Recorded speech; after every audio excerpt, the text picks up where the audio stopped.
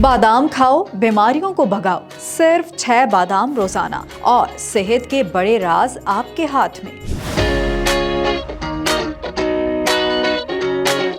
बादाम एक ताकतवर गिरी है जो दिल, दिमाग, जिल्द, हड्डियों और मजमूई सेहत के लिए बेहद मुफीद है। इसमें मौजूद एंटीऑक्सीडेंट, फैटीसाइड्स और मैग्नीशियम जैसे अज्जा नुकसानदेह cholesterol, high blood pressure, sugar और हता के कैंसर जैसे खतरात को कम करने में मदद करते हैं। बादाम वजन घटाने, भूख कम करने, हड्डियों को मजबूत बनाने और जिल्द को भी जवान रखने में भी मौसर साबित होते हैं। ताहम चूंकि इसमें कैलोरीज ज्यादा होती हैं, इसलिए रोजाना 6 से 10 बादाम खाना ही सेहत के लिए मुफीद है। एतदाल के साथ इस नेमत से फायदा उठाएं। मजीद अपडेट्स के लिए देखते रहिए vnews.pk।